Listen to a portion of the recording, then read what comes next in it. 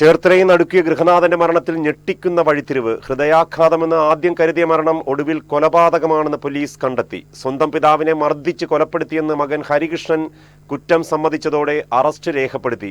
Postmortem റിപ്പോർട്ടാണ് കേസിൽ നിർണായക വഴിത്തിരിവായത്. പ്രതിയെ തെളിവെടുപ്പിനായി കൊണ്ടുപോകുന്ന ദൃശ്യങ്ങളിലേക്ക്.